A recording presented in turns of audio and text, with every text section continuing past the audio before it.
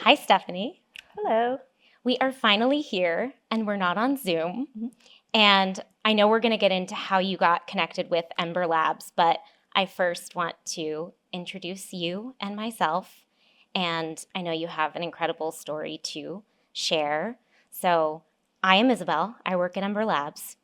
You are a two-time breast cancer survivor. Mhm. You were diagnosed for the first time at 30 and then again at age 38. 2 years later, you have been through more than anyone I've ever met, truly. So I want to start by asking you my first question, which is when did you find out you had breast cancer for the first time? How did you find out? And what was that first week like for you? Well, Izzy, as you know, I was about 30 years old, and it started off with I was bleeding Where? through the nipple. Great. Yeah. So at first, I didn't think too much of it. There was blood coming out, but I thought that maybe I had scratched myself. It was the middle of winter. I have really long nails. So, I Nail thought, okay, problems. yep, Yeah. exactly. So I was like, oh, no, I scratched myself. It's not a big deal. Yeah. And I kind of just brushed it off at first. And then it stopped bleeding. And then I was bleeding again. So I realized, okay, this is not normal. And I happened to have a doctor's checkup anyway. So brought it to their attention. And I remember they didn't seem surprised or, they didn't really react to it in any sort They of didn't? surprising way. Nope, nope. And Okay. they thought, okay, this is obviously something we should follow up on. We're gonna, have you go see these other specialists just to check it out. But, we think it's something that is benign, especially at your age. You're a healthy young woman. So, we think it might just be something benign. So I remember I had the biopsy. They took out a whole strand of, it was one of my ducts within my breast. And it had basically just engorged and engulfed to the point where it was causing me to bleed.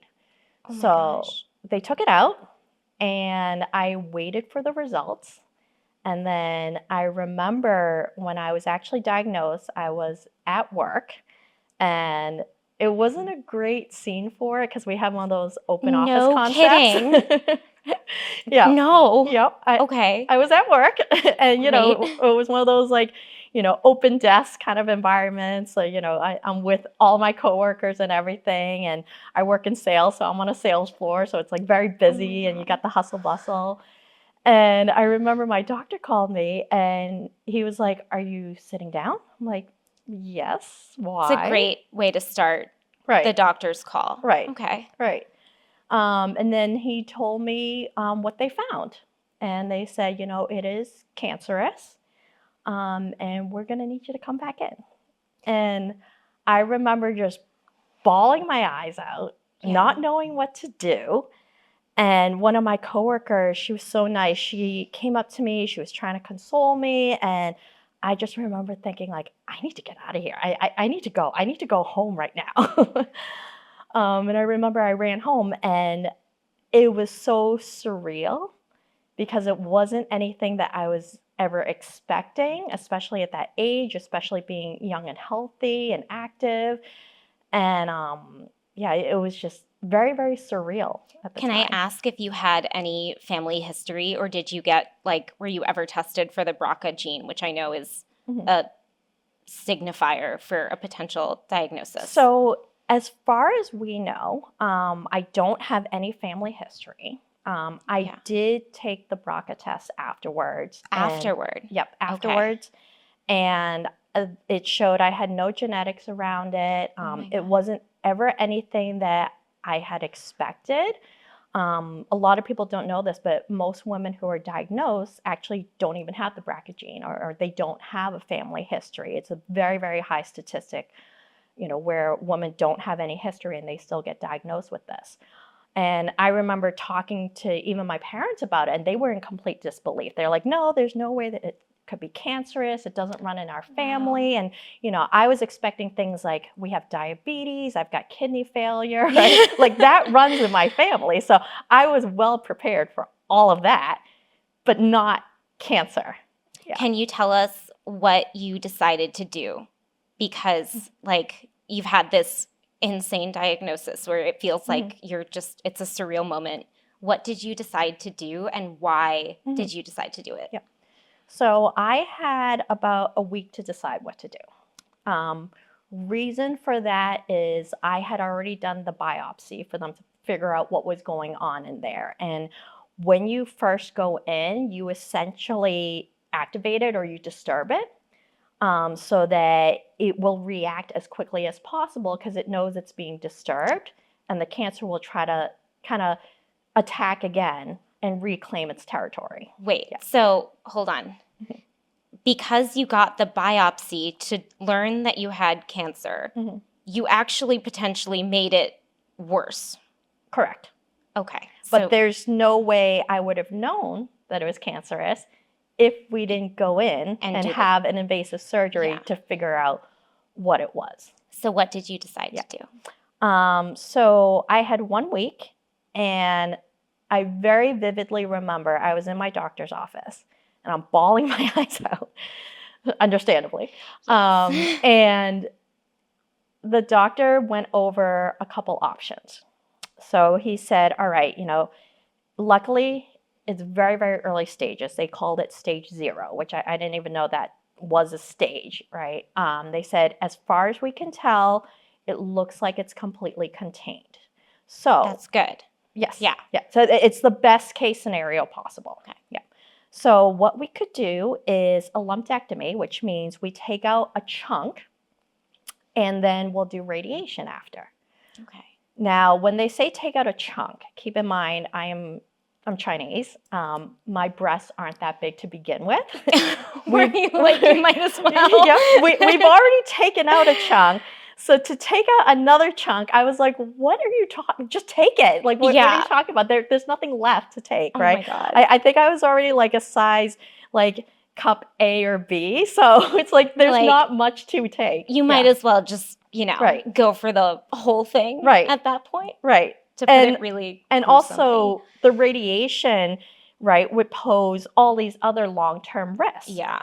So that was option 1. Okay. Option 2 was do a mastectomy, which means they take the entire breast. And if that was successful and they found that I had what they called clear margins, meaning that visibly they don't see the cancer spreading, I could potentially avoid doing radiation or anything else that is very aggressive. Yeah. So those were the 2 options I had laid out in front of me. And then really funny part is, and this is what kind of swayed my decision, was I remember the doctor said, well, if you go for the full mastectomy, that's also when you can do implants. Oh. And I just remember, and I'm not a girl for cosmetic surgery by any means, but I just remember I stopped crying. I wiped my tears away.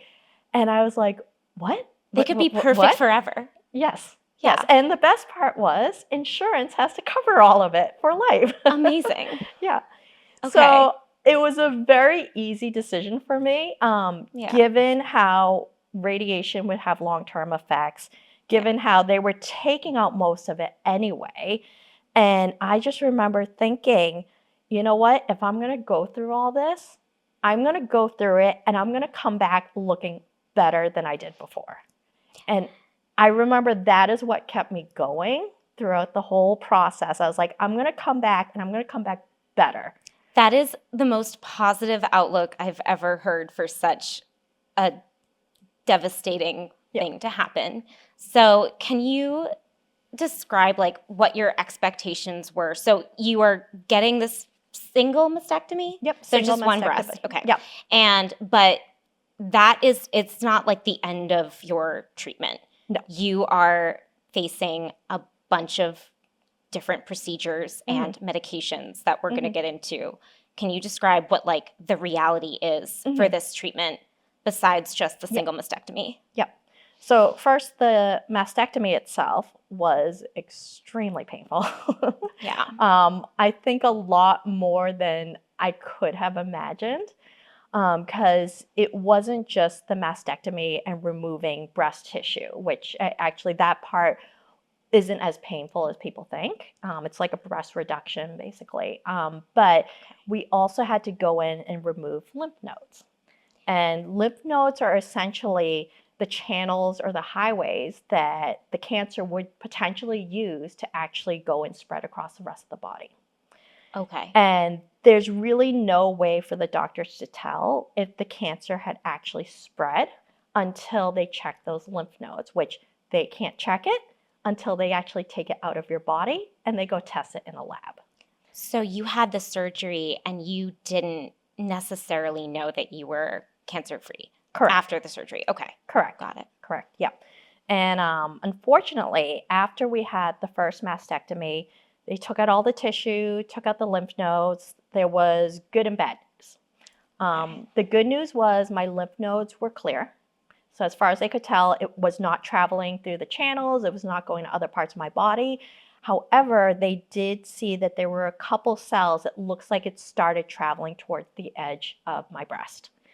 So the solution was they would go back in Oh my God. and start scraping closer to the edge of my skin Okay.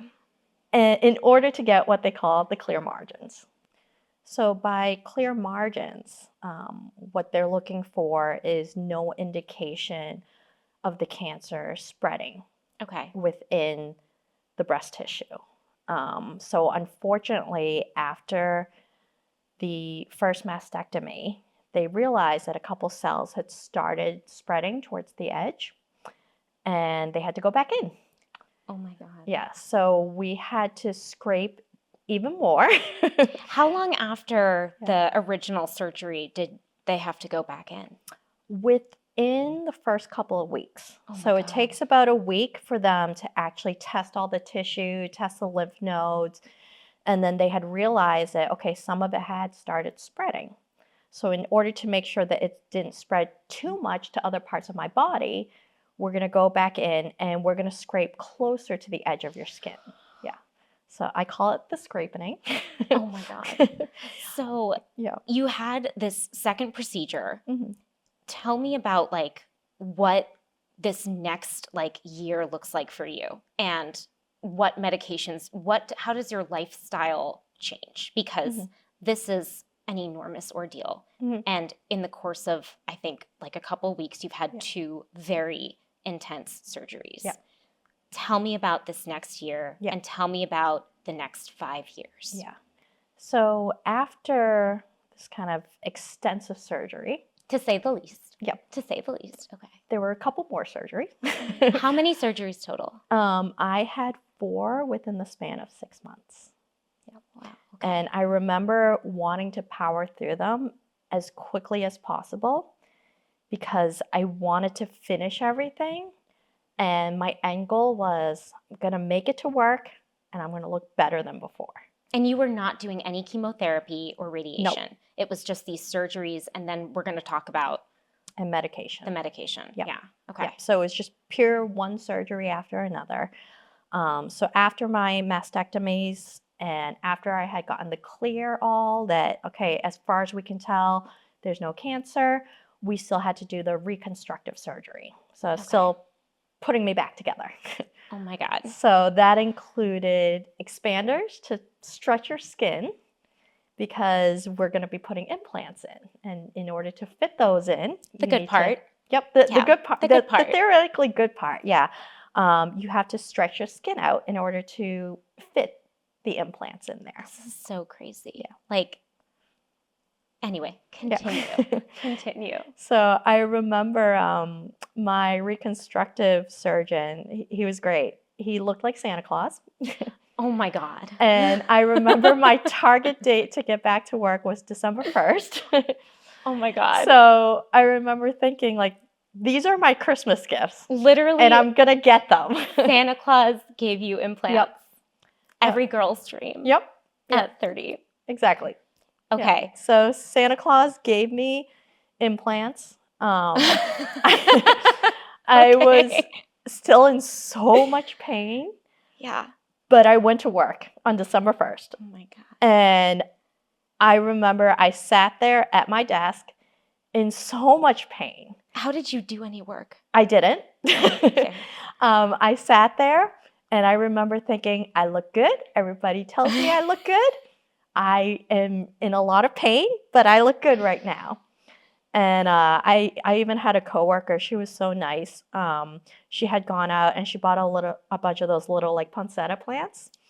And she came over to me and she gave me one. And she's like, "I'm so happy you're back at work. This is for That's you." amazing. Yeah. So tell me, because I want to talk about the 5 years of medication you have to take. And I think people should understand like what 5 years of taking medication really means, like, and how it alters your lifestyle. Tell me about this. Yeah. So after all the surgeries, because cancer cells are so minuscule, there's really no way to tell for sure that all of it is gone and that they got all of it in the surgeries. So the way to combat that is because my type of cancer, it was estrogen positive, meaning that it feeds off estrogen. The way that we can give me a better chance is we cut off the nutrients, or essentially we cut off any estrogen so that if there are any lingering cancer cells, it doesn't have a food supply anymore. Okay. So to do that, we put me on medication that suppresses the estrogen. Got it. Now, at age 30, when I'm not supposed to have my estrogen suppressed, when I'm not supposed to be on any sort of menopause, right, I am now faced with being forced into a menopause. Like an artificial menopause. Yeah, it is an artificial menopause. Yeah. Yeah. It like is so so I'm 29. And to think of being in menopause right now is like, well, to think of going through what you've gone through alone, like, and then having your body be so chemically altered, not in its natural state, is just terrifying. Yeah. So tell me what that was like for you. It was more than I expected. Yeah. I think. And keep in mind, I was still recovering from all these procedures, all these surgeries, right? Your body's still trying to get back to its recovery state. And then you throw in this medication that alters you from the inside. And I remember I remember feeling bloated all the time. I got lots of hot flashes randomly. That must have been so great. Yep, it was wonderful. Yeah. I think the only saving graces were based out of Boston, and it happened to be the winter time. So like, so you could I warm remember, up. Yep, I remember thinking like, oh, okay, this actually isn't too bad. It's nice and toasty. But what people don't think about is after you're warm, immediately after, it is freezing cold. You get really, it's like when you like have a fever break and Yes. then you get like chills and you get really, really cold because you're sweaty. Yeah. Yeah, I equate it to like you walk into a sauna and like as soon as you walk out, it's freezing and like, you want to grab a robe or whatnot and like try to warm up right away. But you're dealing with this like in your daily life. Yep. Like artificially. Yep. So 5 years of this, was it consistently like this all the way through the 5 years of taking this medication? It wasn't consistent. It got better over time, but I would say it still took like maybe a year or two before my body adjusted, before I myself mentally got used to it, which isn't necessarily a good thing that I got used to it, because my body was still going through it. It's just, I think I didn't notice it as much. Yeah. But it definitely took the first year or two of me going through all these different symptoms and, just feeling very bloated. I definitely gained weight throughout the medication, and just not feeling like myself. And I remember when I finished the 5 years, it was like almost immediately, months after, like I felt like a normal person. I felt like I had my energy back. I wasn't dealing with all these side effects anymore. Like it was really nice. That must have been an incredible change. I want to talk about your second diagnosis. can you talk about how you found out and what that was like for you? Mm. So it had been about 7 years since my first diagnosis. So I was around 37, 38. And I remember I had finished the 5 years of medication. So it had been about 2 years where we were just doing regular checkups. And I get checked every 6 months or so. MRIs, mammograms, getting felt up all The around. whole kit and caboodle. Yep. Yeah. Yep. And I remember naively thinking at that time, like, oh, we've been doing this for a while now. Feel like I'm in the clear. Like, maybe this is the year I can talk to my doctor and maybe we don't need to do so many checks. This seems excessive, right? I don't have a family history. I don't have the BRCA gene. They told me the first time was a fluke. It was early stages. So the chances of it coming back are very minimal. And I just remember thinking, like, I don't need to keep doing all this. Yeah. And it just so happened that was the time. I remember I was with my oncologist getting felt up again, the usual. And she goes, "What's this?" And she's poking on the side of my breast. And lo and behold, there's this like alien looking, like protruding thing coming out the side of my boob. Can I ask, how did you not know it was there? So I was really surprised myself. Yeah. Because I remember looking down and being like, what are you talking about? I checked myself on a regular basis. I just checked last week. Like, you know yourself better than anybody Exactly. at this point. Yeah. Exactly. And then also, because it was the breast that has gone through reconstruction, it's a little bit easier to see when things are popping out from the side. I didn't even think about that. Yep. But that does make sense. Yep. Okay. Yep. So, if something's going to look a little bit more mangled than normal, you'd think I'd notice. One would think, yeah. Yeah. And somehow, I think it was just, that's how quickly these things can evolve. Yeah. So the doctor was kind of poking at it. Just poking on the side of my boob. And she was convinced. She was like, you know what? It's nothing to really get worked up on. We're going to check it just in case, but pretty sure it's just scar tissue buildup. And, it's very common for these types of things to appear years later after your surgery. And so we did a biopsy on it, expecting it to be scar tissue. And I remember my doctor said, all right, I'll get the results. I'll give you a call. I'll tell you. I promise I'll call you. So I was very nervous because I'm waiting and I'm like, I don't know what to do. So I decided to take a trip and I drove down to New York, to New Jersey to go see my friends. And I was just waiting for this phone call. And the phone call never came. Were you suspicious that something was happening? Yeah. I kind of knew. And I had my follow-up appointment. It was a week after the biopsy. And I remember my doctor walked in with a nurse. And that's a bad sign. Yes. Yeah. And she was afraid to tell me herself. She was not expecting something like this to come back so soon. And, or for it to come back at all. Yeah. Because you had 5 years of the estrogen suppressing medication. You had the mastectomy. You'd had all of this work to your body. Yeah. Yep. I had done everything. I was living a healthy lifestyle. I was working out. I was eating well. And something like this just wasn't supposed to come back so soon or even be with me at all. Right? How did you feel? Can I ask just generally, how did you feel in this moment? I was actually angry. Yeah. I wasn't sad. I wasn't scared. And I think it was because this was the second time. I was just really mad. And it was because I had done everything. I had done what I was supposed to do. And again, this isn't in my family history. I don't have the BRCA gene. I live a healthy lifestyle. Like, everything that I thought I was supposed to worry about was not a worry anymore. And now cancer was something that's just lingering over me. And you can't like get rid of it. You feel like you can't. Yeah. Yeah. Yeah. Okay. I think it's a good time to stop. And next week, we'll talk about your second diagnosis and what it means for your lifestyle. Thank you. Thank you.